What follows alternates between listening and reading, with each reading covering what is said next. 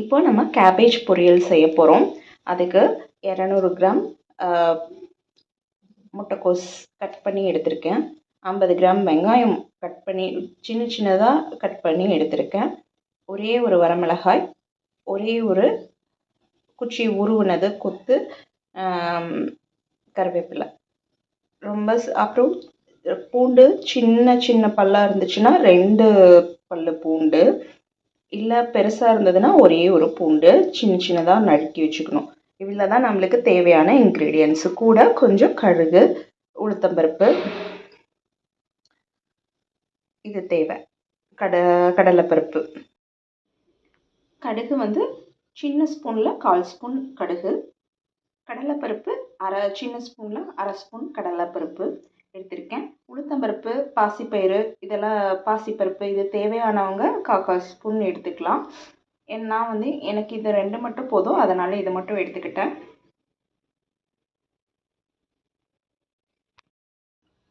ஸ்டவ்வை ஆன் பண்ணிக்கலாம். நம்ம வணக்கக்கூடிய பாத்திரத்தில் ஒரு சின்ன தண்ணி கூட இருக்கக்கூடாது, நல்லா ட்ரை ஆயிடணும். அதுக்கப்புறமா நம்ம ஒரு கரண்டி எண்ணெய் ஊற்றிக்கலாம். இது வந்து ஒரு சமையல் கரண்டி, எண்ணெய் ஊற்றுற கரண்டி, அதனால் அதில் வந்து நான் ஒரு கரண்டி ஊற்றிருக்கேன். எண்ணெய் வந்து உங்களுக்கு தேவையான அளவுக்கு நீங்கள் ஊற்றிக்கலாம். அதிகமாக போயிடுச்சுன்னா சாப்பிட்றதுக்கு நல்லா இருக்காது. நான் எப்பயுமே ரொம்ப மினிமமாக தான் யூஸ் பண்ணுவேன்.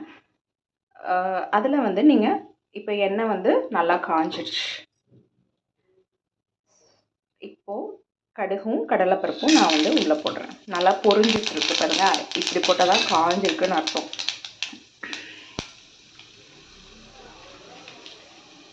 அதில் நான் கருவேப்பிலை போடுறேன்.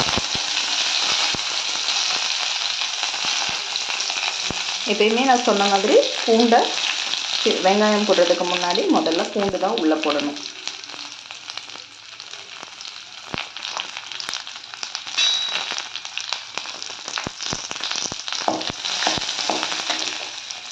ஸ்டவ்வை ரொம்ப சிம்மாக வச்சுக்கோங்க, இல்லைன்னா தீஞ்சு போயிடும். வரமிளகாயும் கருவேப்பிலை போடும்போது உள்ளே வந்து வரமிளகாய் போட்டுடணும். அதுக்கப்புறம் நம்ம பொடிசாக கட் பண்ண வெங்காயத்தை போட்டுடணும். நல்லா வணங்கிடணும்.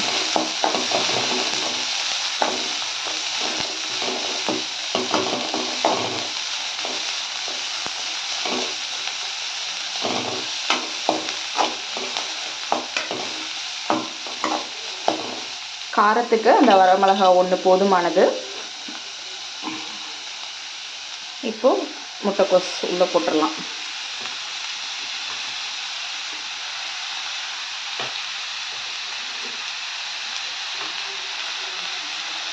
போட்டாச்சு.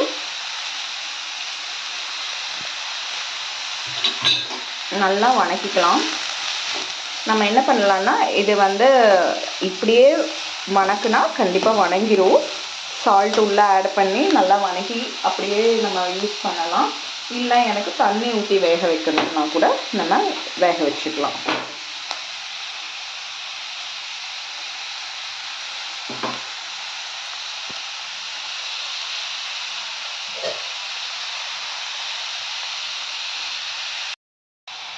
நான் இப்போது இதுக்கு கொஞ்சமாக தண்ணி விடுறேன். அதாவது கொஞ்சமாக அந்த காய் வந்து மூழ்கிற அளவுக்கு இருந்தால் போதுமானது.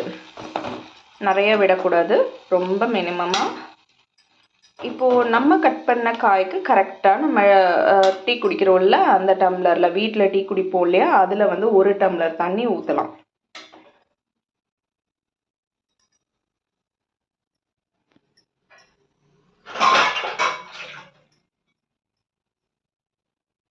பாருங்கள், இந்த அளவு டம்ளர்.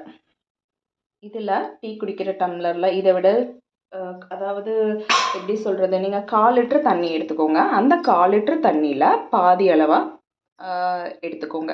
1/4 லிட்டரில் பாதி அளவு, அது இதுக்கு போதுமானதாக இருக்கும்.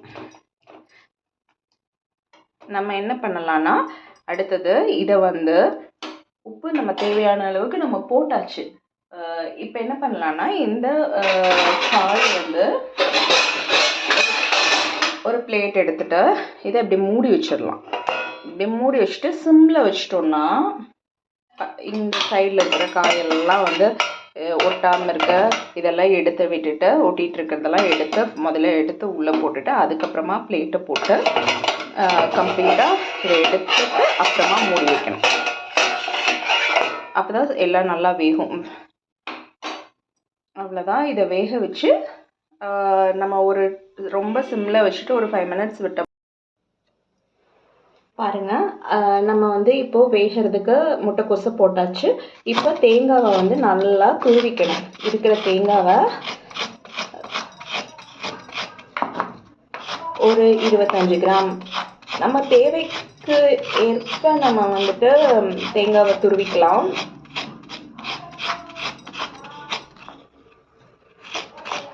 துருவி நம்ம எடுத்து தேங்காய் வந்து நம்ம முட்டைக்கோஸ் நல்லா வெந்ததுக்கப்புறமா உள்ளே தூவி விட்டுட்டு ஒரு தொலாவி ஒரு 2 மினிட்ஸ் விட்டுட்டு நம்ம எடுத்துக்கலாம். அது வந்து ரெடி ஃபார் சர்வ், நம்ம சாப்பிட தயாராகிடும். உங்களுக்கு இன்னொரு மெத்தட் சொல்லணும்னா பாருங்கள். இப்போது நல்லா வெந்துட்டுருக்கு. எப்படி வெந்திருக்குன்னு நம்ம பார்க்குறக்காக எடுத்தோம். திரும்ப மூடி வச்சிடணும். அப்போ தான் கொஞ்சம் வேகமாக குக் ஆகும். இதில் மஞ்சத்தூள் வந்து போடணும் அப்படின்னா அது ஒரு 1/4 ஸ்பூன் வந்து நீங்கள் காய் வந்து உள்ளே போடும்போதே நீங்கள் போட்டுறணும். முட்டைக்கோஸ் உள்ளே போடும்போதே நீங்கள் போட்டுறணும். லேட்டாக போடக்கூடாது. போட்டால் பச்சை வாசனை அடிக்கும். நெக்ஸ்ட் இன்னொரு விஷயம் என்னென்னா, இதை வந்து இன்னொரு விதமாக கூட நீங்கள் செய்யலாம். ஆல்ரெடி வந்து இந்த முட்டைக்கோஸை வந்து நல்லா வேக வச்சுட்டு உப்பு கல்லுப்பு மஞ்சள் தூள் போட்டுட்டு தனியாக ஒரு பாத்திரத்தில் வேக வச்சு அந்த தண்ணியை வந்து நீங்கள் வடிச்சிடணும். வடிச்சிட்டு அதுக்கப்புறமா தாளிக்கணும். இந்த மெத்தட் கூட இருக்குது. சில பேர் வந்து அதோட காயோட சத்து வந்து கீழே போயிடும் அப்படிங்கிறதுனால அந்த காயோட வேக வச்சுக்கலாம். ஸோ எந்த மெத்தடு உங்களுக்கு பிடிச்சிருக்குதோ அதுக்கப்புறம் வேக வச்சு வடித்து அதை எடுத்து தாளித்து நம்ம யூஸ் பண்ணலாம். இப்போது அது எதுக்காக அப்படின்னா, சில பேருக்கு பார்த்திங்கன்னா முட்டைக்கோஸ் வந்து சாப்பிட்டா உருளைக்கிழங்கு முட்டைக்கோஸு இதெல்லாம் வந்து சேராது. கேஸ் வந்து ஃபார்ம் ஆகிடும், அவங்களுக்கு பிரச்சனை வந்துடும். அப்படிங்கிறதுனால அந்த மாதிரி கூட நம்ம யூஸ் பண்ணிக்கலாம். ஸோ 2 வே நம்ம யூஸ் பண்ணிக்கலாம். தேங்க்யூ.